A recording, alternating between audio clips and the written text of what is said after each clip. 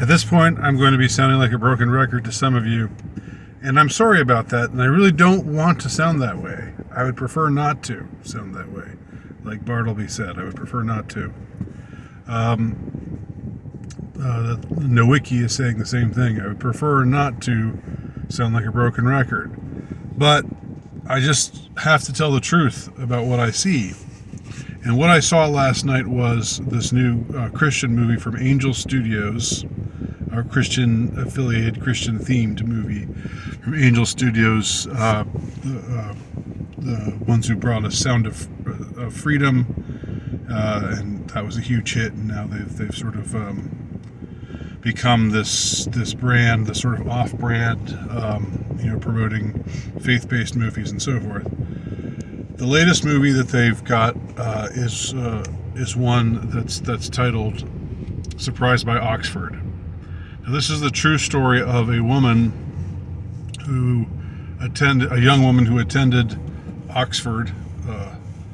She was from America, but she was very driven, and her academics were very good. So she got accepted into Oxford's grad program, and she became a literature student there.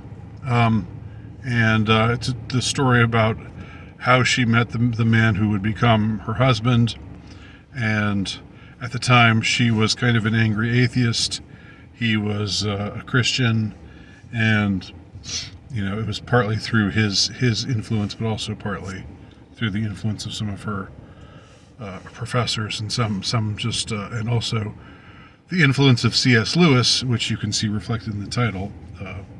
Surprised by Oxford.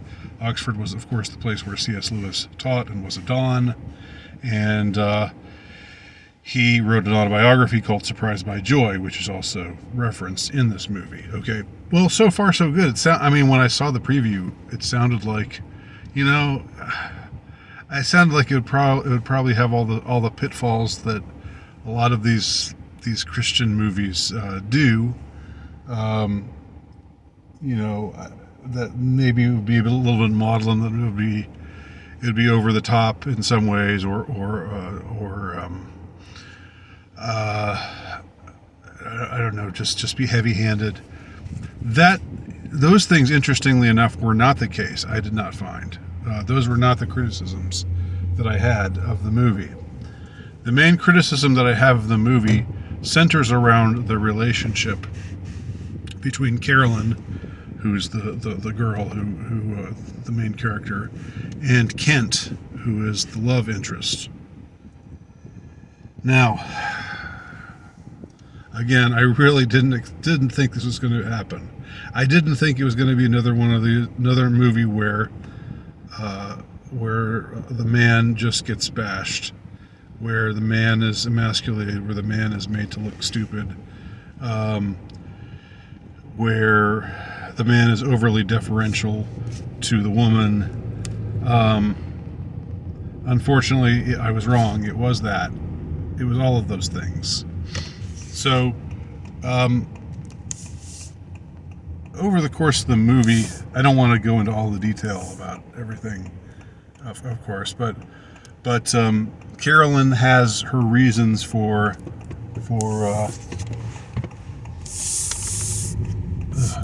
traffic.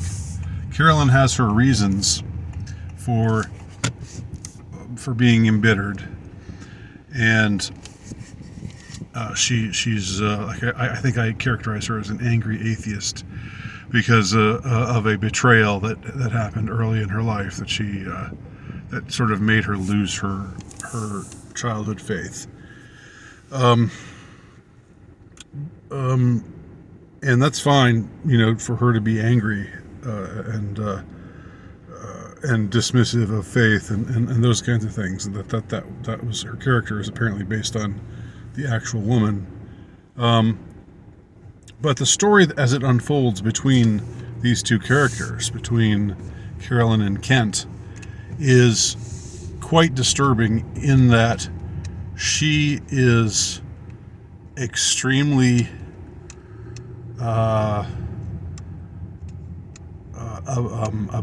condescending to him. She's extremely insulting towards him. She's very, very unreasonable around him. There's one really, really, really dumb scene early on where they're talking and sort of having a good time, enjoying their banter. Both of them enjoying, meeting the other one, and the sparks are flying or whatever.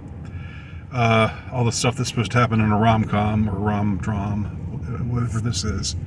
And then he's out of the room for a second, and he gets a text on his phone, and the text is from a friend who's written something like, "I found this great girl for you. She's Christian and she's totally hot and she's a virgin." And Carolyn is so offended by this slightly obnoxious, I guess, text, that somebody else wrote. It wasn't even Kent who wrote it. It was somebody else writing to Kent, trying to get him set up with a girl that he thought would be good for him because, he's a young Christian man, and of course he values chastity. But she was so offended by this text that she actually left. She said, "Oh, well, I've just got to leave. I just realized I got to do something." And she leaves in a huff. And then he sees that she read the text and actually chases after her. He actually chases after her in the street and says, look, I'm sorry. It was just a text from a friend. It wasn't really and later he says it wasn't really appropriate for you. To his credit, he does say it wasn't really appropriate for you to read that text. It wasn't really your business. But the fact that she would have that kind of extreme reaction, and somehow the movie would be construing it as that it was okay or that it was understandable, so that's one really egregious moment. Another moment is he likes her and he thinks she likes him, but at some point she says to him, "Look, I don't want to be around you anymore," because she's feeling like she's losing her grip on her studies, and it's just he's getting in the way of things, and she just says, so just please go away, leave me alone. I don't want to be with you. I don't want to spend time with you. And it's pretty harsh, but I mean it's she's a right to say it. But then, of course, afterwards, she sees him with another girl laughing and holding hands, and then she sees them kiss, and they go up to their apartment, to his apartment, and she's like,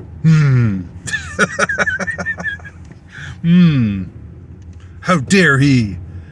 And are we supposed to think, yeah, you go, girl, that's right. No, we're not supposed to think, we shouldn't think that. She broke up with him.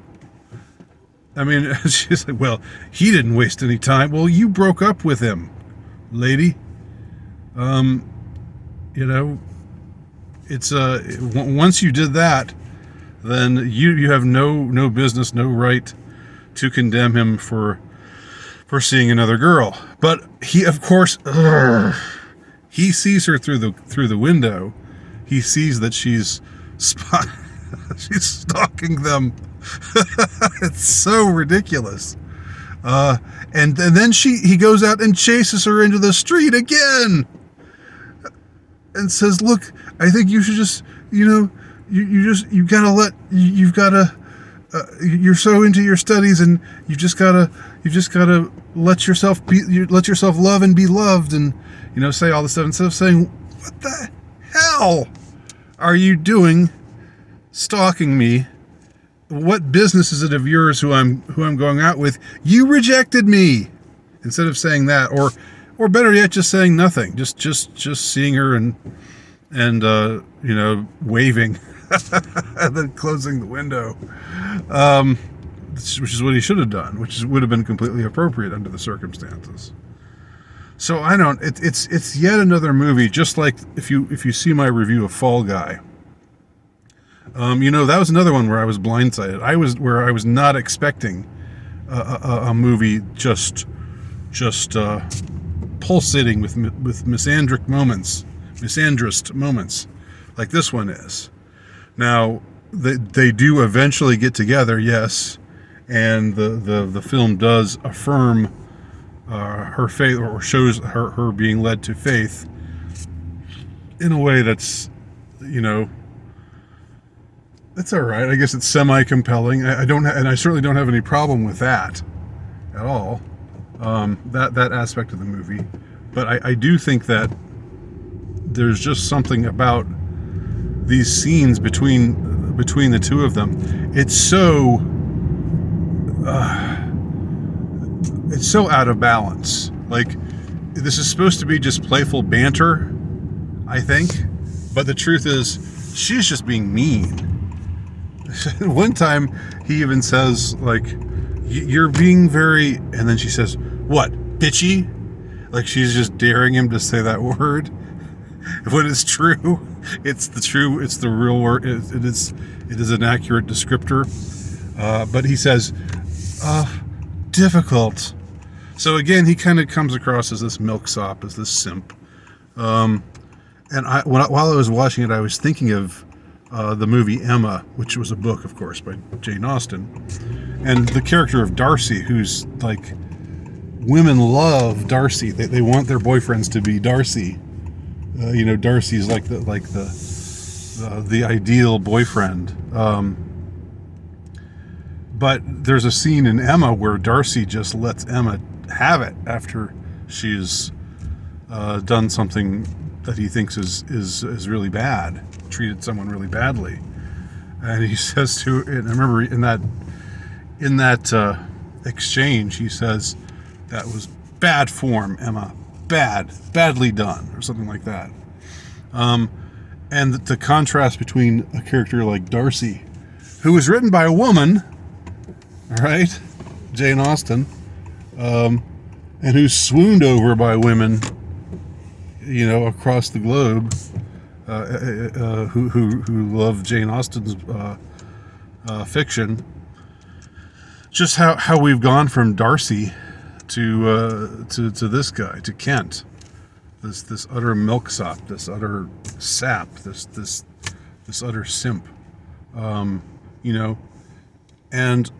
that there's such misandrist tendencies even amongst conservative Christians. The type, the audience that this movie is being made for it's depressing, it's sad. So those are my thoughts on this movie, Surprised by Oxford. So let me know what you think. If you've seen it, comment below.